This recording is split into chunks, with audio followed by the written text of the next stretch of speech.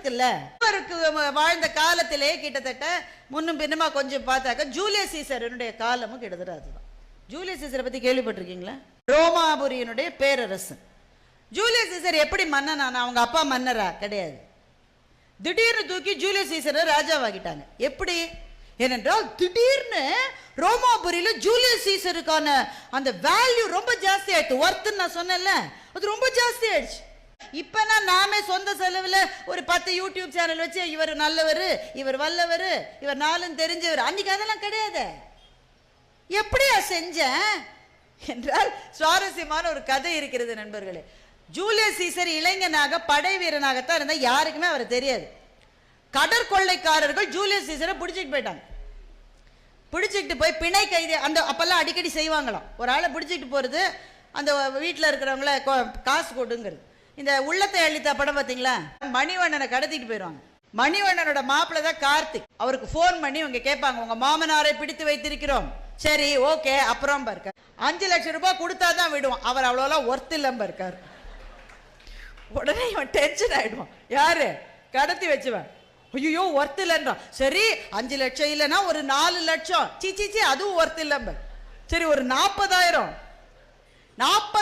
கொடுக்கலாமா அப்படின்னு கவுண்டமணிகிட்ட கேட்பாரு கார்த்திக். ஏன்னா கவுண்டமணி ஃப்ரெண்டு. கவுண்டமணி பேச, சேச்சா அந்த ஆள் அவ்வளோ, அந்த நாய் அவ்வளோலாம் தேராது, 400 ரூபான்னு சொல்லும்பார். உடனே கடத்திட்டு போனவன் கெஞ்சுவான், ஐயா டெம்போலாம் வச்சு கடத்திருக்கோம். சரி சரி உனக்கு வேணாம் எனக்கு வேணாம், 4000 ரூபாய் தரேன். இப்போ அவரோட ஒர்த்து எவ்வளவு? 4000 ரூபாய். ஆனா ஜூலியஸ் சீசரை கடத்திட்டு போனானே, அவன் ஜூலியஸ் சீசருக்கு ஒரு விலை நிர்ணயித்தான், 20 டேலண்ட். டேலண்ட்னா அந்த காலத்துல வெள்ளி தாங்க எல்லாத்துக்குமே. ஒரு 1 talent is about 30 kilogram of silver. 1 talent is 30 kg of silver. Julius சீசருக்கு 20 டேலண்ட் கேட்கலான்னு அவன் பேசிட்டு இருக்கும்போது சீசர் சொன்னா, அறிவு இருக்கா?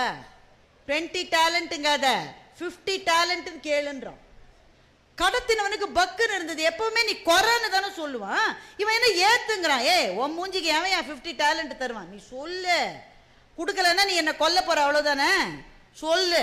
50 டேலண்ட்னா இப்ப ரோம்ல எல்லாரும் பேசிக்கிறாங்க, எவனோ ஜூலியஸ் சீசர் ஒருத்தனை கடத்திருக்காங்களாம், 50 டேலண்ட் கேட்கிறாங்க. பெரிய ஆளுன்னு நினைக்கிறேன். இப்படித்தான் ஜூலியஸ் சீசர் பெரிய ஆளானா.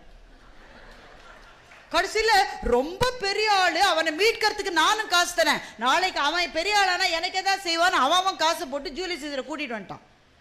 3 மாசத்துல ராஜாவாயிட்டான் ஜூலியஸ் சீசர்.